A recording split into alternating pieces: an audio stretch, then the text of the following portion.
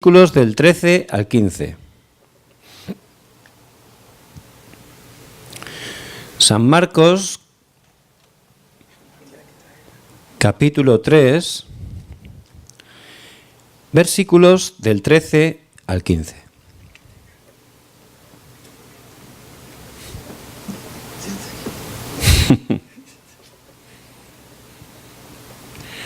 Marcos 3.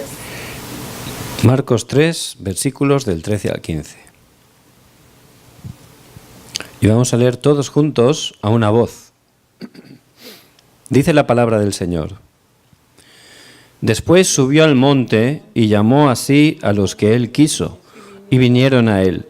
Y estableció a 12 para que estuviesen con él y para enviarlos a predicar, y que tuviesen autoridad para sanar enfermedades y para echar fuera demonios. Amén.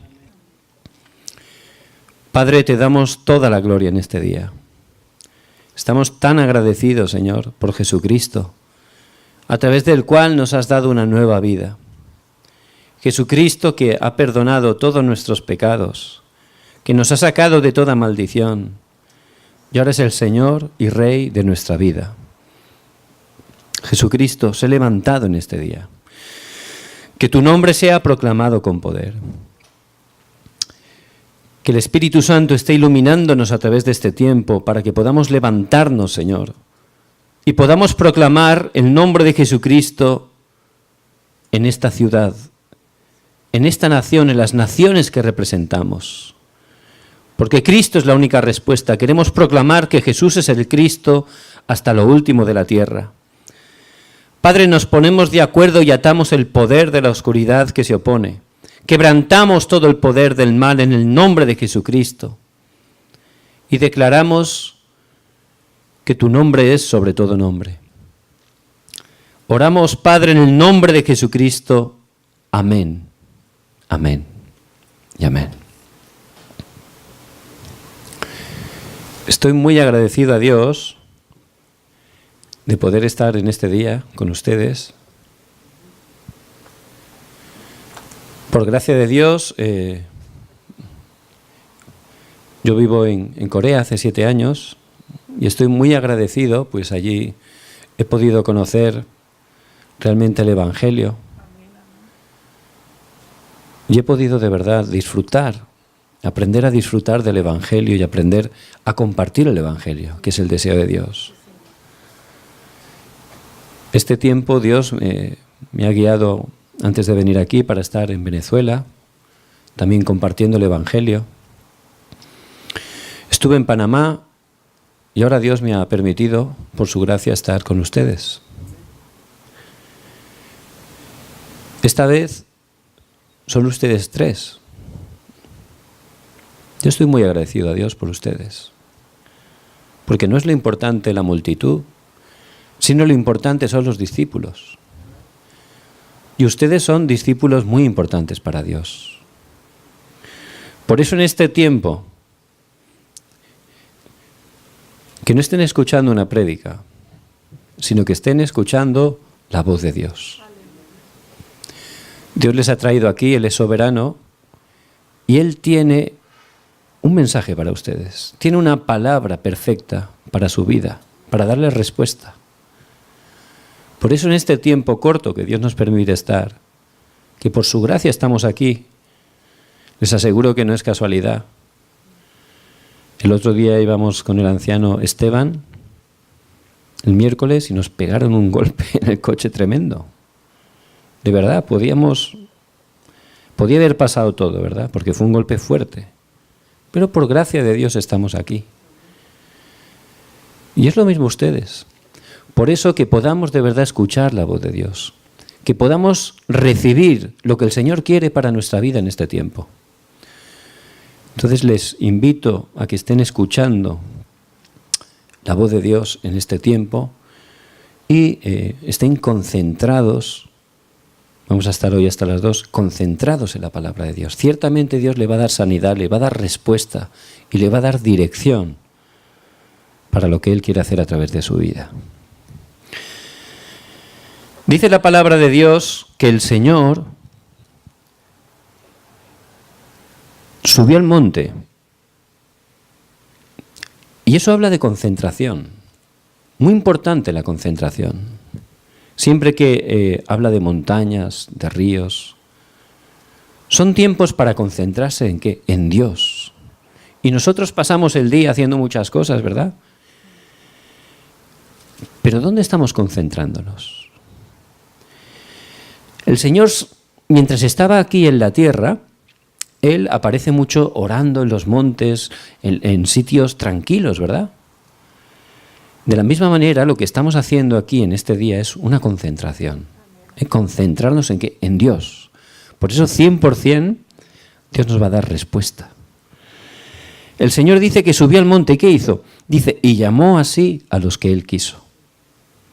¡Qué bendición! Dice la palabra, no me elegisteis vosotros a mí, sino que yo os elegí a vosotros. Dice en Efesios 1:3 que el Señor nos escogió antes de la fundación del mundo. Si entendemos eso, ya está todo. Dios me escogió. Yo no soy mejor ni peor que otras personas. No tenemos una característica que digamos, es que somos los mejores, ¿no? Ni tampoco los peores, por supuesto. Es por pura gracia que el Señor nos escogió. ¿Y saben qué? Dios no se equivoca. ¡Qué bendición! Dios no se ha equivocado con mi vida. Entonces, ¿para qué me escogió? Eso aparece en el versículo 14. Dice que estableció a 12 ¿para qué? Para que estuviesen con Él, versículo 14. Nos llamó para que estuviésemos con Él. No dice, nos llamó para que hiciéramos muchas cosas, ¿verdad? Siempre nos gusta hacer y hacer, ¿verdad? Incluso hacemos para el Señor. Pero ¿para qué nos llamó principalmente? Para que estuviésemos con Él. No hay nada más precioso que estar con Dios, ¿verdad? Con el Señor. Ahí hay plenitud de gozo. Entonces, ¿qué significa eso que estuviésemos con Él? ¿Por qué el Señor quería que estuviésemos con Él? ¿Por qué quiere que estemos con Él? Me gustaría en esta mañana poder hablar de eso. En primer lugar, el Señor quería que estuviésemos con Él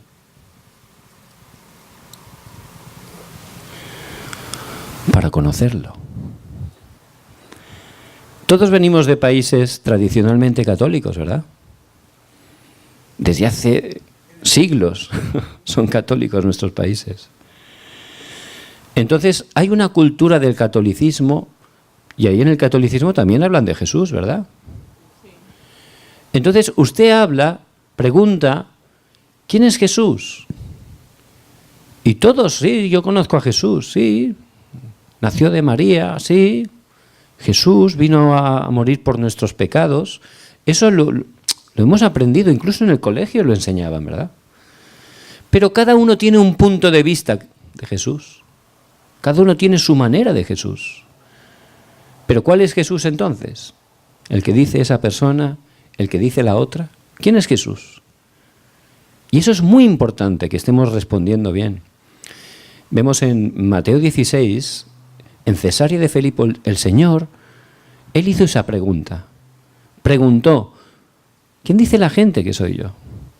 Pero eso era la introducción, porque lo que Él quería es que sus discípulos, porque siempre hay multitud y discípulos, y ustedes han sido llamados como discípulos, Él lo que quería es que los discípulos estuvieran respondiendo correctamente quién era Él, que conocieran correctamente quién es Jesucristo. Y eso es lo primero, la base, lo que tenemos que entender. Ah, bueno, yo es que he escuchado de Jesucristo, soy creyente 30 años, he escuchado muchas veces. Está bien, pero una persona puede estar 30 años yendo a la iglesia, sirviendo al Señor y no conocer correctamente quién es Jesucristo. Yo he pasado muchos años así. Por eso les bendigo en el nombre de Jesucristo, que puedan contestar, no solo contestar, sino tener la conclusión de quién es Jesucristo en su vida. Cuando yo me convertí, nadie me habló, fue a través de la palabra, por gracia de Dios. Yo empecé a asistir a una iglesia. No sabía ni que existían iglesias evangélicas, pero Dios me guió a una. Empecé a ir allá.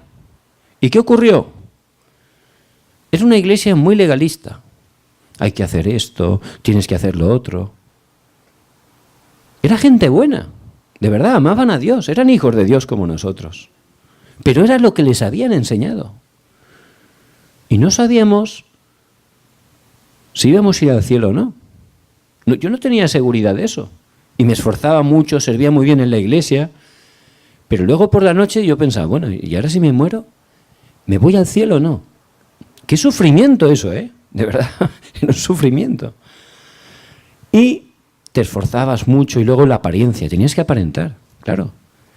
Porque eso pasa en las iglesias legalistas. Porque si tenías un fallo te criticaban, ¿no? Y tú tenías que intentar aparentar, ser muy espiritual, tal. No es que sea malo, es que era un sufrimiento, porque tenías dos vidas. Porque el domingo hacías una cosa en la iglesia, ponías una cara ahí de santo, y luego entre semana tenías otra vida, ¿no?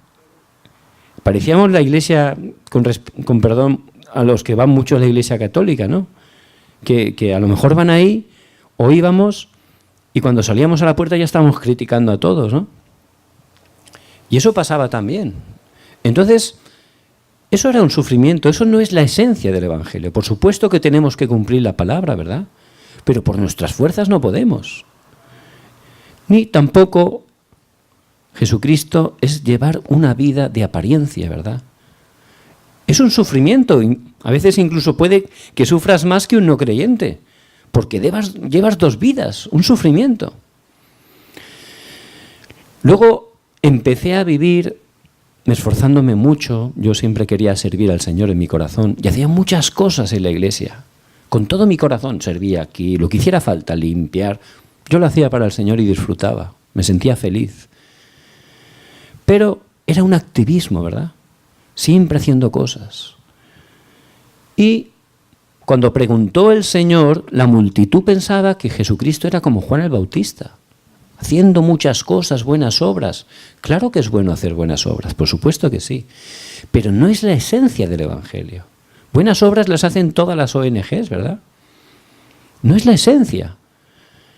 Luego hubo una época que, como el legalismo no funcionaba, vino una corriente, una moda, como muchos hermanos cristianos que aman a Dios, como no les funciona algo, porque no es el Evangelio, no se están centrando en el Evangelio, intentan buscar cosas nuevas para que les funcione, ¿verdad? Hay moda siempre, ¿no? Y en esa época era la moda de las profecías, de las señales, el misticismo. Y bueno, pues entramos ahí. ¿Por qué? Porque pensábamos que eso era el deseo de Dios. Y me acuerdo que yo en esa época pues tocaba en la alabanza, el teclado, y vino un profeta de Estados Unidos, un hombre poderoso, y profetizaba, y ponía las manos y caían al suelo, ¿no? ¡Wow! Una bendición, ¿no? Y yo tocando allí, pero yo no entendía muy bien, ¿no? No sé, había una lucha en mi interior, ¿no? Digo, ¿esto será o no será? Esto es un poco raro, ¿no? La gente haciendo cosas raras en el suelo. Yo lo respeto y respeto a todos, pero no tenía paz, había una lucha, ¿no? Claro, si mi pastor dice que hay que hacer esto, pues está bien, ¿no? Pero por otro lado, veía cosas raras, ¿no? Aunque siempre hay que respetar todo, por supuesto. Y me acuerdo una vez que este profeta estaba allí y estaba yo tocando el teclado, llegó un momento que toda la iglesia, todos estaban en el suelo ya, todos, no había ni uno de pie ya. Y yo tocando y digo, bueno, ya me levanté y me fui, digo, ya está bien, ¿yo qué hago aquí, no? Entonces yo tenía una lucha con eso, bueno, pero ahí, ¿te caes o no te caes? Y claro, si no sales ya empiezan a pensar, este es un carnal, ¿no? No sale aquí, no se cae al suelo. Bueno, digo, venga, voy a salir a ver, si no van a hablar mal de mí. Entonces ya salgo delante y luego me empujaban. Digo, pues este me está empujando, este hombre. ¿Qué empujón? Y yo le aguantaba ahí. Y digo, bueno, voy a caer, me caigo. Y luego estás en el suelo y ya viene otra lucha. ¿Y cuál es? ¿Y cuándo me levanto? Si me levanto rápido, dirán, este no es muy espiritual, ¿no? ¿Y ahora cuándo me levanto? Para quedar bien. Entonces así vivíamos en esa época. Por supuesto que éramos hijos de Dios, por supuesto que amábamos a Dios, pero eso no es la esencia del Evangelio. No es lo que el Señor quiere que estemos realmente conociendo. Por eso unos dicen que eres como Elías. Dios hizo muchas señales a través de Elías, ¿verdad? En el Monte Carmelo, cuando hizo esa lucha espiritual, Dios envió fuego del cielo a través de Elías. Y ¡pum! Quemó totalmente el sacrificio, incluso el agua que habían derramado. Pero no es la esencia del Evangelio. Por eso, lo más importante de verdad que un hijo de Dios puede descubrir es correctamente quién es Jesucristo. Lo más importante. Para conocer quién es Jesucristo, es muy importante que estemos conociendo la creación. ¿Por qué? Porque Dios, de la nada, con su palabra, creó todas las cosas. En el principio creó Dios los cielos y la tierra. Génesis 1:1. Y dijo, hágase la luz, y fue la luz. Génesis 1:3. Con su palabra, de la nada, creó todas las cosas. Y Dios creó todas las cosas de una manera correcta, ordenada. No fue las cosas al azar. Dios, como un perito arquitecto, antes de construir un edificio, ¿verdad?, se hacen los planos, ¿verdad? Si los planos están mal, luego todo el edificio va a estar mal, ¿verdad? Por eso, la base es la palabra de Dios. Ahí tenemos el orden de la creación.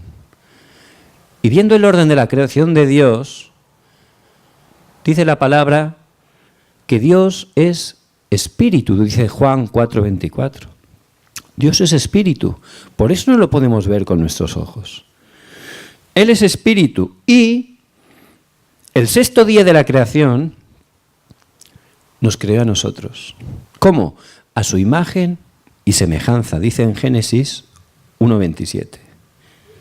¿Qué quiere decir eso? Miren, cómo nos ama Dios. De toda la creación, solo a nosotros nos hizo a su imagen y semejanza. Así como creó con la palabra todas las cosas, al ser humano no. Dice que nos creó con sus manos del polvo de la tierra, dice en Isaías. Como un alfarero con su amor hace su vasija, Dios nos hizo. Y dice en Génesis 2:7 que el Señor en su amor sopló en nuestra nariz aliento de vida, nos dio el espíritu y en ese momento fuimos un alma viviente. Cuando Dios nos dio su espíritu. Por eso el ser humano fue creado un ser espiritual. Dios nos creó ¿para qué? Para estar relacionándonos con Él, con su espíritu. Yo solo puedo ser feliz, solo puedo tener la verdadera vida cuando me estoy relacionando con Dios. ¿Por qué? Porque es un principio de la creación. Dios es perfecto, Él lo ha hecho así. Es el hombre original. Y esa es la manera que funciona. Cuando soy administrado, gobernado, dirigido por Dios, cuando me enfoco 100% con Dios, ahí tengo la verdadera vida. Es la manera de Dios. Y Dios no solo me hizo de esa manera tan preciosa, para estar con Él, para estar siendo gobernado por Él, disfrutando con Él, sino que además Él me bendijo y nos puso sobre toda su creación. Nos hizo para bendecir toda la tierra, para gobernar, para sojuzgar, para enseñorearnos de toda la tierra. ¡Qué bendición tan grande nos dio Dios! Nos puso sobre toda su creación. Primero para estar a través del Espíritu relacionándonos con Él y siendo ese canal para que Dios a través nuestro gobernara y administrara toda la tierra. Dice en Génesis 1:31 que el Señor al terminar su creación dice que la vio y dice que era buena en gran manera. Todo funcionaba perfectamente a la manera de Dios, con los principios de Dios. El hombre relacionado con Dios a través del Espíritu. Y el hombre gobernando y bendiciendo toda la tierra. En ese momento no había peleas, no había enfados, no había guerras, no había enfermedades. Todo era bueno en gran manera. Es la manera de Dios. Ese Dios de amor nos ama tanto que Él hizo un pacto con nosotros, un trato, un pacto. ¿Por qué? Porque Él nos ama tanto que nos dio libre albedrío. Teníamos voluntad para escoger. Pero Él en su amor hizo ese pacto: mas del árbol de la ciencia y del bien y del mal no comerás, porque el día que del comieres ciertamente morirás. Eso es un pacto de amor, para que el hombre en su amor supiera que solo estando con Dios podía tener la vida, que solo enfocado con Dios podía ser verdaderamente feliz. Por eso dice que ese árbol lo plantó en medio del huerto del Edén. ¿Para qué? Para que el hombre no se le olvidara. Cuando pasara por ahí y viera el árbol, dijera: solo estando con Dios tengo la verdadera vida. Solo enfocado en Dios puedo ser verdaderamente feliz. Por eso nos dio ese pacto con todo su amor. Pero la palabra de Dios, que es la verdad, nos explica que ocurrió un acontecimiento. Algo que es la raíz de todos los problemas. La raíz. Todos los problemas salen de ahí. Es un acontecimiento que solo lo encontramos en la palabra. Y ese acontecimiento no ocurrió de casualidad, sino que alguien lo provocó. ¿Quién era? Un culpable. Siempre hay un culpable, ¿verdad? Y siempre buscamos culpables. Normalmente cuando tenemos problemas siempre hay un culpable y nunca somos nosotros, ¿verdad? Siempre echamos la culpa a otro. Pues muy bien, la palabra de Dios, que es la verdad, nos explica que hay un culpable. ¿Quién es? Satanás. La palabra Satanás significa adversario. El que está en contra de Dios, el adversario de Dios. Solo la palabra registra cuándo fue creado ese ser. Lo podemos encontrar en Isaías 14. Ahí habla de ese ser casi perfecto, que era el líder de la alabanza celestial. Este ser dice que entró orgullo en su corazón. Decidió, quiso ocupar el primer lugar que solo le corresponde a nuestro Creador. Y dice que él y un tercio de los ángeles del cielo, dice en Apocalipsis 12, por esa desobediencia fueron expulsados del cielo y cayeron en la tierra. Este ser, como no puede vencer a Dios porque es el Creador, él le atacó a través de nosotros, de la criatura. Por eso dice en Génesis 3 que Satanás, a través de una serpiente, ¿qué es lo que hizo? Si comes, no morirás, sino que serás igual que Dios. Mentira. Por eso el Señor dice que es padre de mentira. La primera mentira registrada en la historia de la humanidad aparece en Génesis 3. Y el padre es Satanás. Por eso el ser humano desobedeció. Y eso es la raíz de todos los problemas. Eso fue algo terrible. Es lo que llamamos el pecado original. ¿Por qué original? Porque es el primer pecado, el pecado del origen. Ahí todo se rompió, todo cambió, empezaron todos los problemas ahí. ¿Por qué? Porque en ese momento, por culpa de ese pecado original, el ser humano, que había sido creado para estar con Dios, solo estando con Dios a través del Espíritu podía tener la vida, quedó separado de Dios. Por eso dice en Romanos 3:23, por cuanto todos pecaron y están destituidos de la gloria de Dios. Todos pecaron y están apartados de Dios. Fíjense, hay un abismo. Ya se rompió esa relación. Ya el hombre quedó separado. Y el hombre sin Dios no es nada. No puede hacer nada. Fue creado para estar con Él. Por eso separado es terrible. Imagínense. Un pez que se queda en la tierra. Sale del agua. Ese pez no muere de repente. No muere. Puede respirar. Muy mal, ¿verdad? Pero puede respirar un poquito. Ese hombre, ese pez ahí puede ser feliz. Es imposible. No se muere. Tiene una vida miserable, respirando mal. No se muere de repente.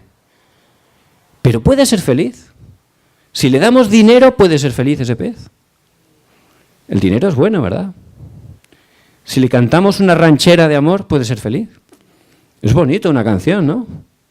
No, porque no es lo que necesita ese pez. Ese pez solo necesita una cosa. ¿El qué necesita? El agua. ¿Por qué? Porque Dios creó al pez un ser acuático. Necesita el agua. Es la manera de Dios, es el principio de Dios. De la misma manera, el ser humano fue creado ser espiritual. Por eso necesita estar con Dios, porque es la manera de Dios.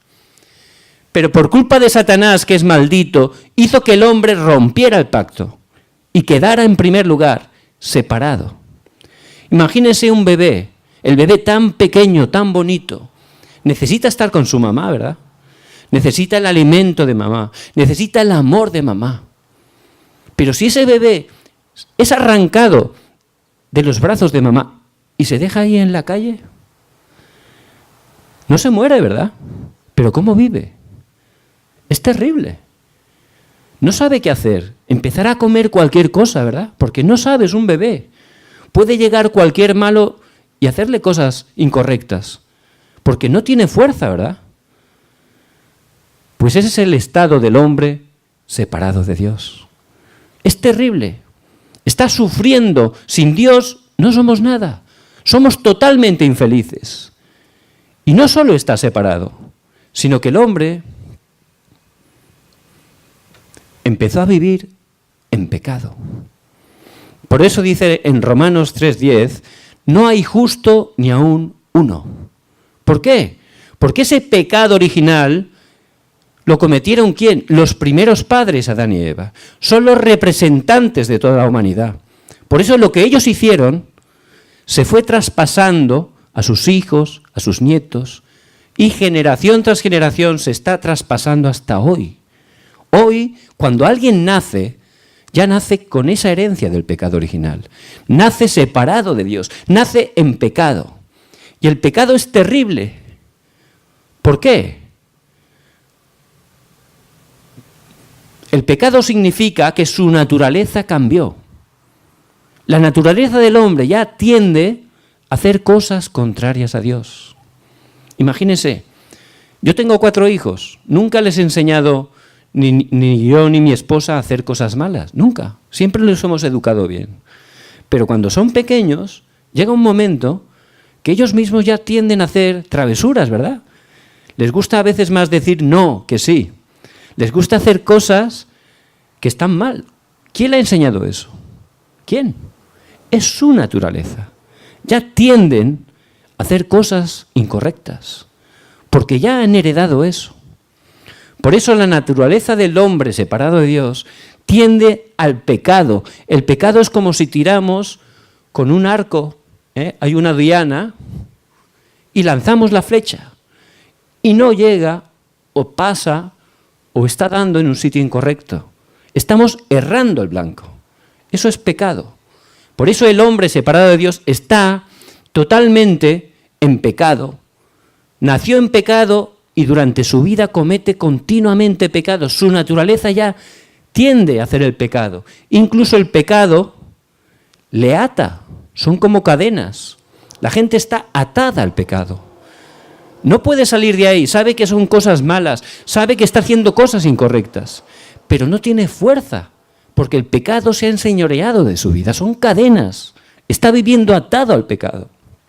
No solo eso, sino que desde ese momento, el que empezó a controlar al hombre separado de Dios, ¿saben quién es?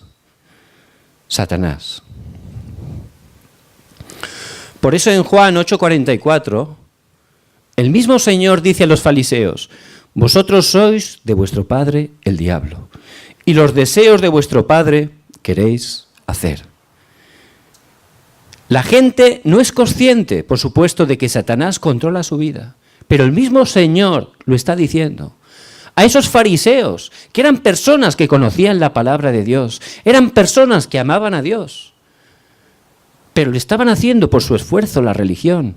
Pues bien, el Señor les dice, vosotros sois de vuestro padre el diablo, porque en este estado, separado de Dios en pecado, quien controla la vida del hombre es Satanás. ¿Y saben qué? Satanás Dice Jesús vino a matar, a robar y a destruir. Eso es lo que vino a hacer Satanás. Por eso es muy importante que estemos entendiendo cuál es el estado de las personas separadas de Dios. Para poder conocer correctamente quién es Jesucristo, yo tengo que entender en primer lugar cuál es el estado tan terrible, el sufrimiento tan grande de las personas separadas de Dios. Y ellas están totalmente controladas por Satanás. Satanás, que es maldito, él utiliza las religiones para hacer creer que si a través de esas religiones tú te metes, usted se pone ahí, va a poder volver a Dios, va a poder ser feliz. Porque el hombre separado de Dios tiene un anhelo natural por buscar a Dios, ¿verdad? Porque fue creado para estar con Dios. Ahora, al estar sin Dios, hay un anhelo de buscar a Dios. Pero Satanás, que es maldito, crea las religiones. Todas las religiones tienen una característica. ¿Cuál es? Idolatría. Todas. Por ejemplo, venimos de países católicos. María, los santos, ¿verdad? Hay cantidad de, incluso Cristos, de todos los nombres, de todos los colores. Pero usted va a Corea, que es un país tradicionalmente budista, y si va a visitar un templo, pues también ahí, en vez de María, ¿qué tienen? Buda. Pero es lo mismo. Tienes que hacer ofrenda, tienes que pagar por las oraciones. Aquí ponen velas, ¿verdad? Pagando por oraciones. Allí paga y un Buda tiene una lucecita. Es lo mismo, es todo igual. Cambia la apariencia, pero el fondo es el mismo. ¿Cómo puede ser? ¿Cómo puede ser que siempre las características de las religiones son iguales? ¿Por qué todas tienen idolatría? Usted se va a una isla bien escondida en el Pacífico y todas tienen su religión, ¿verdad? ¿Quién le ha enseñado eso? ¿Cómo puede ser? Si están en una isla, todos tienen o sus árboles o sus rocas, sus ídolos, ¿verdad? Porque vemos realmente cómo Satanás, que es maldito, engaña al hombre separado de Dios y le hace creer que a través de la religión puede tener respuesta. Es más fácil poder ver un ídolo para adorar, ¿no? Que Dios, que es espíritu. Es más fácil ver algo, tocarlo, ¿verdad? Para un hombre es más fácil. Pero dice la palabra en 1 Corintios 10:20, antes digo que lo que los gentiles sacrifican, a los demonios sacrifican. Detrás de esos ídolos en sí no son nada. Son de escayola, son de madera, eso no es nada. Pero detrás están los demonios. Y cuando una persona, en su ignorancia, se cree que está buscando a Dios, está adorando a los demonios, está abriendo puertas a los demonios. Eso le va a dar problemas a su vida. Y dice la palabra en Éxodo 20, del 4 y 5, hasta la tercera y la cuarta generación. Porque Dios aborrece la idolatría. Pero Satanás, que es maldito, engaña a la gente separada de Dios, haciéndole creer que a través de esa idolatría puede tener respuesta. Y a lo mejor sus oraciones son contestadas. Uy, he ido a María y mira, he tenido esta respuesta. ¿Cómo puede ser? Porque Satanás tiene un poder limitado. No se puede comparar a Dios, que es todopoderoso. Y Satanás, que es maldito, da una pequeña respuesta. ¿Para qué? Para que esa persona continúe haciéndolo. Para que esa persona se lo diga a sus amigas, a sus amigos, para que todos estén cayendo en la idolatría.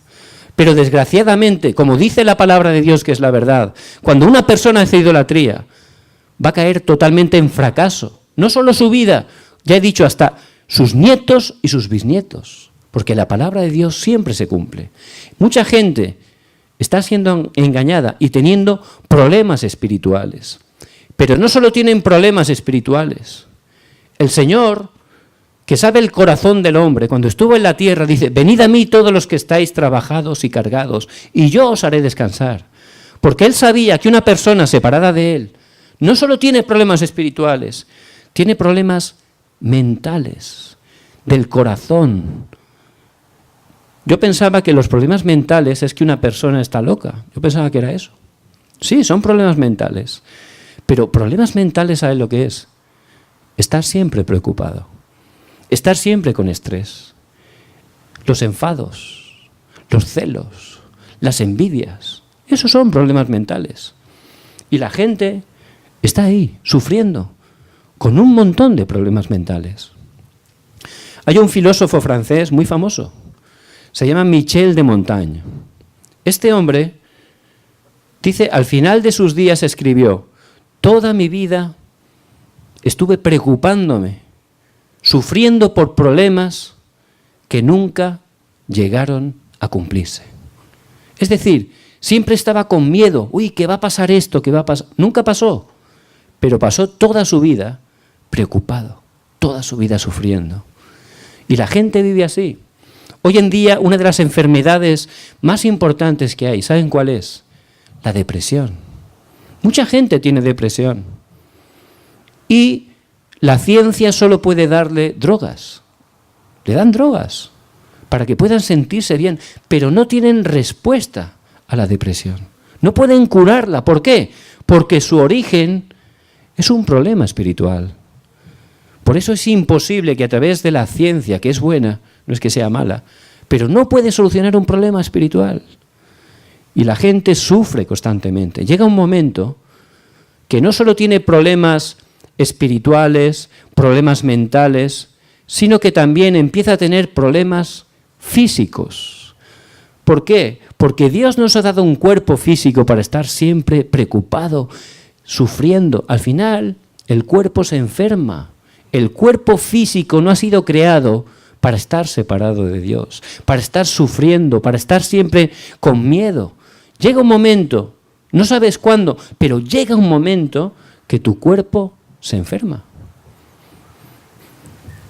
Fíjense qué sufrimiento, pero no termina ahí.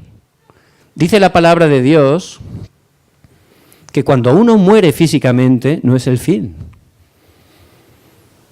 Hay dos destinos. Un juicio y dos destinos. Los que hemos creído en Jesucristo vamos a estar una eternidad con Dios. Pero dice la palabra que los que no han creído en Jesucristo mientras están en su cuerpo físico van a estar una eternidad separados de Dios en el infierno. Y esta gran maldición no termina ahí.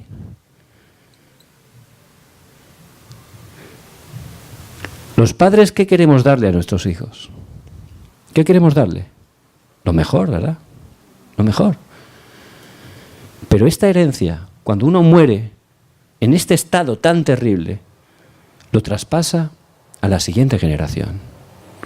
Fíjense, este es la raíz de todos los problemas. Es la raíz de todos los problemas que hay. El estar separados de Dios, el estar en pecado, el estar controlados por Satanás. La gente no lo sabe, pero nosotros, que Dios nos ha llamado como discípulos, lo primero que tenemos que entender, ¿cómo están las personas? Ven la realidad. No se dejen engañar por la apariencia, no se dejen engañar. Yo antes de conocer a Dios, me acuerdo perfectamente, estaba vacío, sufría muchísimo. Yo, humanamente, tenía muchas cosas buenas, pero no tenía nada, estaba vacío. Cuando yo me encontraba con un amigo, me preguntaba, ¿cómo estás? Yo, ¿sabes lo que decía? ¡Wow! Estoy muy bien, ¡wow! Todo me va bien, todo. Mentira. Pero era por orgullo. Tú tienes que aparentar de que todo te va bien, ¿verdad? Todos hacen igual, todos.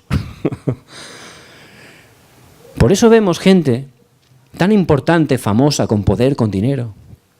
Parece, uy, qué bien, ¿no? Es mentira. Tienen más problemas que nosotros. ¿Por qué? Porque están ahí. Y ahí solo hay maldición, sufrimiento. Por eso los discípulos, ustedes, tienen que estar conociendo la verdad, la palabra, viendo el estado real de esas personas, para que puedan tener un corazón para salvarles, para que puedan entender que solo a través de Cristo esas personas tienen verdadera respuesta.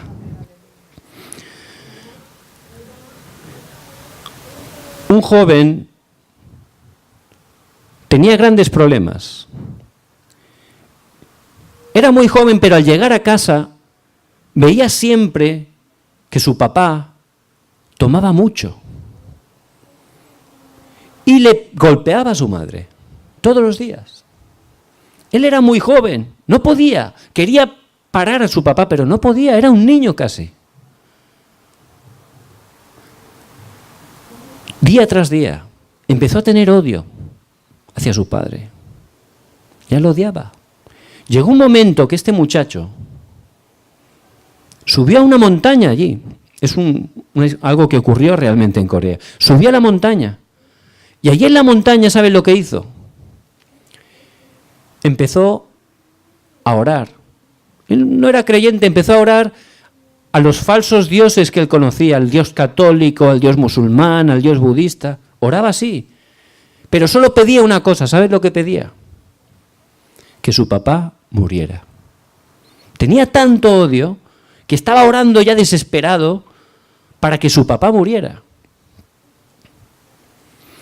Un día regresó del colegio y su mamá, su familia estaban todos llorando. ¿Sabe lo que ocurrió? Su papá tuvo un accidente y murió. Y el niño subió corriendo otra vez a la montaña. ¿Saben para qué? Empezó a dar gracias a los falsos dioses, del católico, de los musulmanes, a todo no sabía nada. Él daba gracias porque había tenido respuesta. Pasaron los años y este joven creció, se hizo un adulto.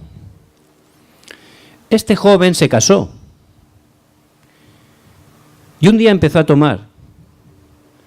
Pasó el tiempo y empezó a golpear a su esposa delante de sus hijos, igual que hacía su padre. Aquello que tanto había odiado, que tanto le había dolido, ahora lo estaba haciendo él. ¿Por qué? Era la maldición espiritual, era la herencia espiritual. No podía salir de ahí, porque es algo espiritual que humanamente no se puede cortar. Y ese es el estado de las personas, que podamos estar mirando, que no nos quedemos engañados por la apariencia. La gente está ahí, me da igual que tenga mucho dinero, fama, poder.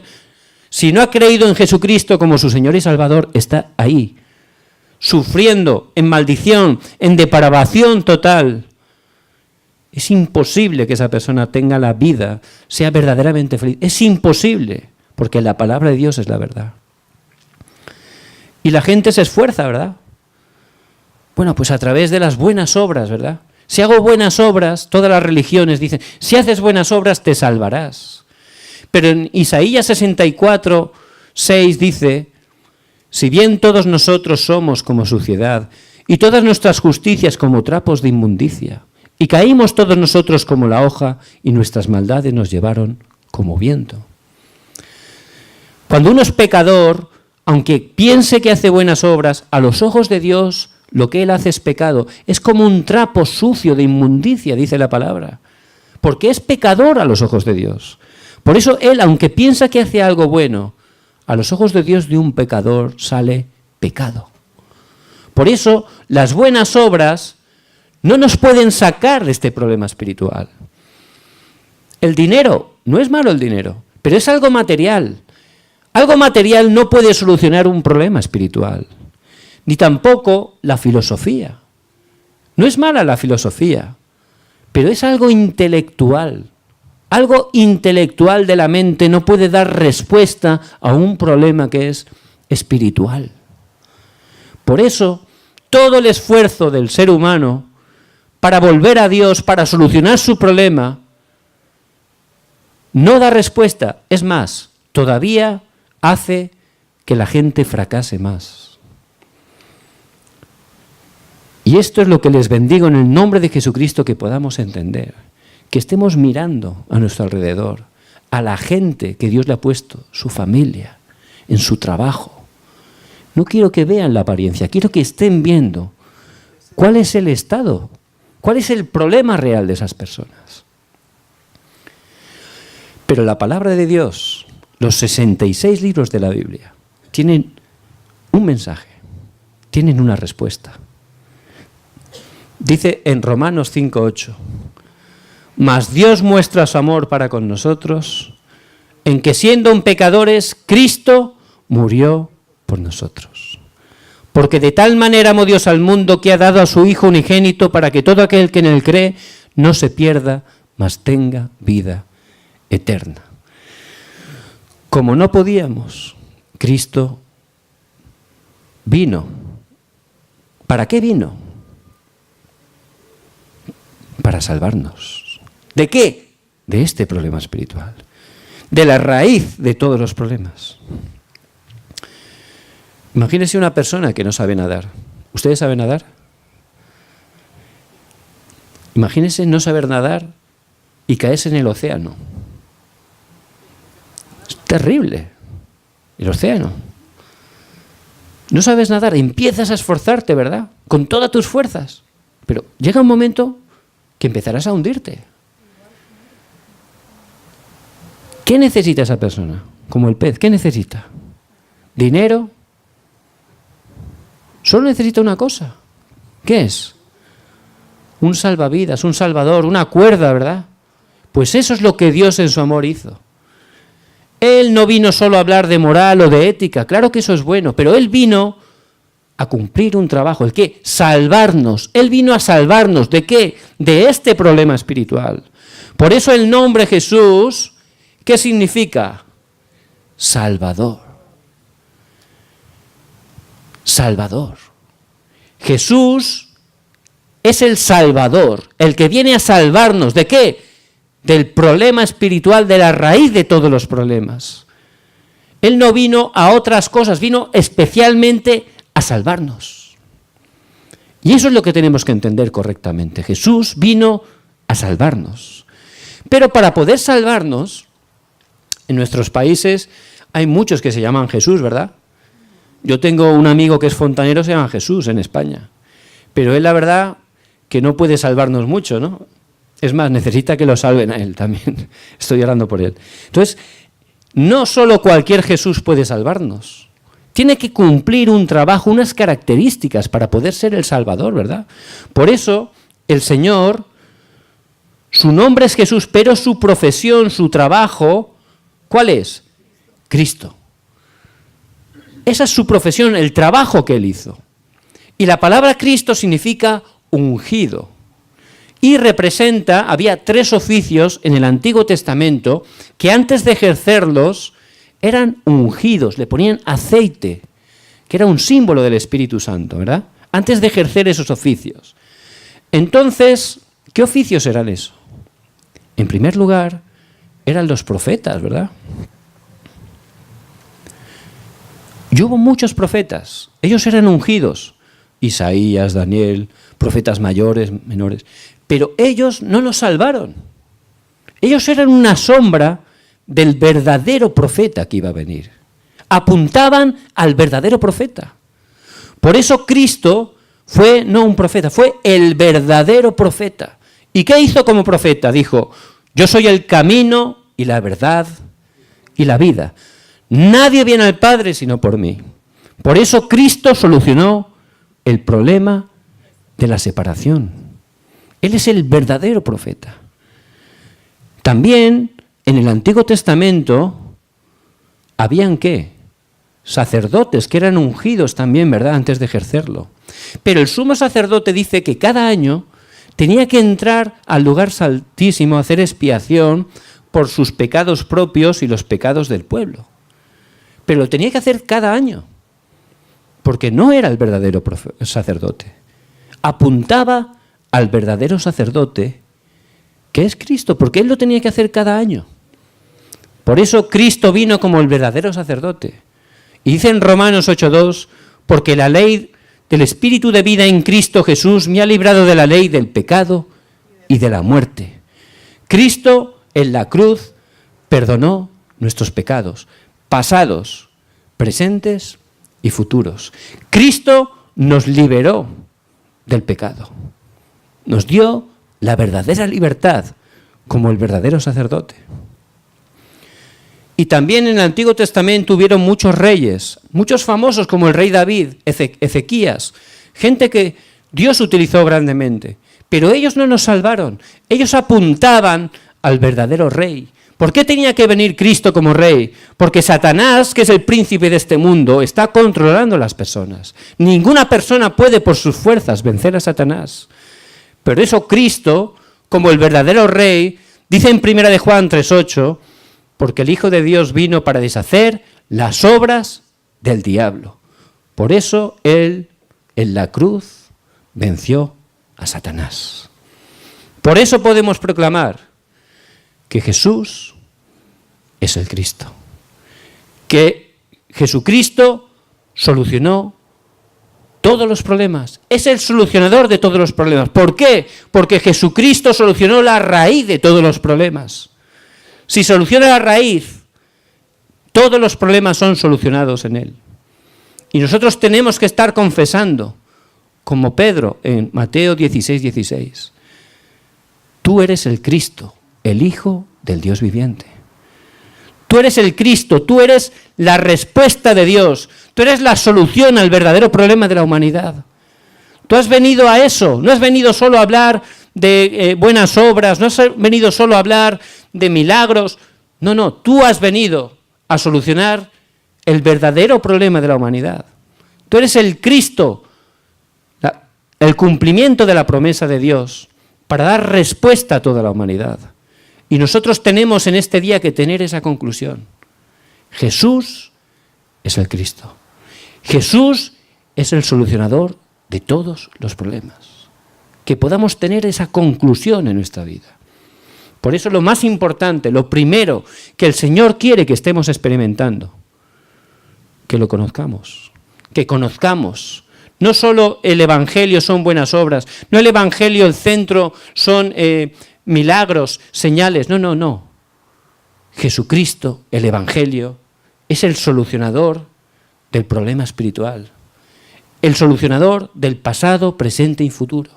Porque cualquier persona, por gracia de Dios, que puede creer en Jesucristo como su Señor y Salvador, esa persona puede estar recibiendo una nueva vida. Amén. Muy bien.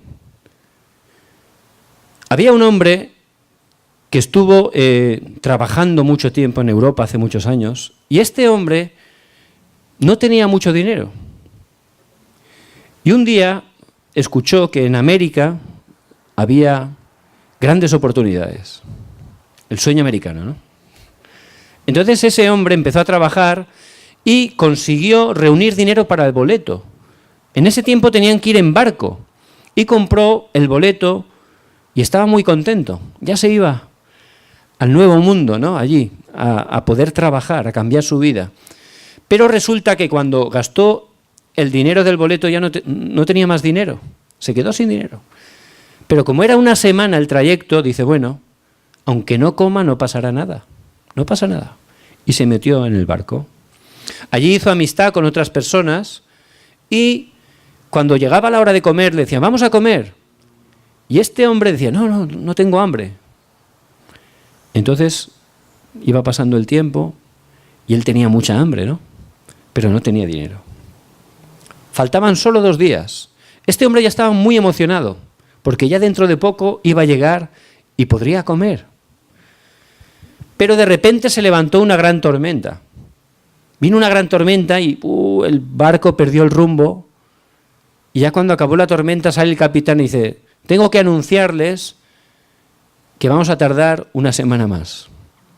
Entonces, este hombre ya estaba sufriendo, ¿no? Ya no puedo aguantar más sin comer, ¿no? Dice, ya mañana voy a ir a comer. Me da igual, que pase lo que pase, voy a ir a comer. No aguanto más. Llegó la hora de la comida. Vamos a comer. Ah, vale.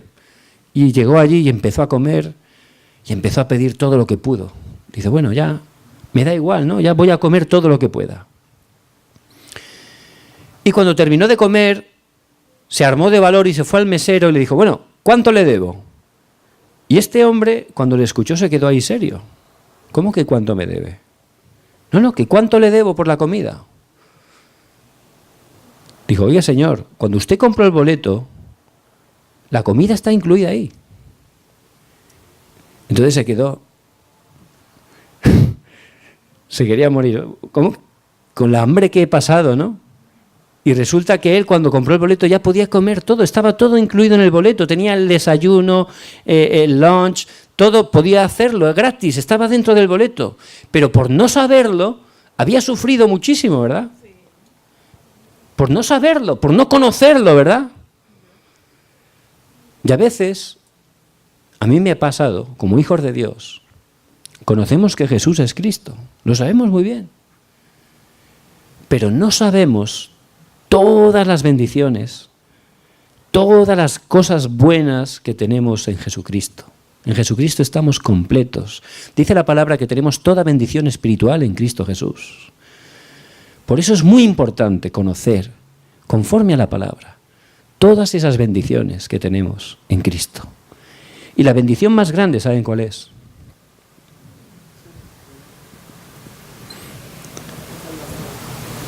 La salvación.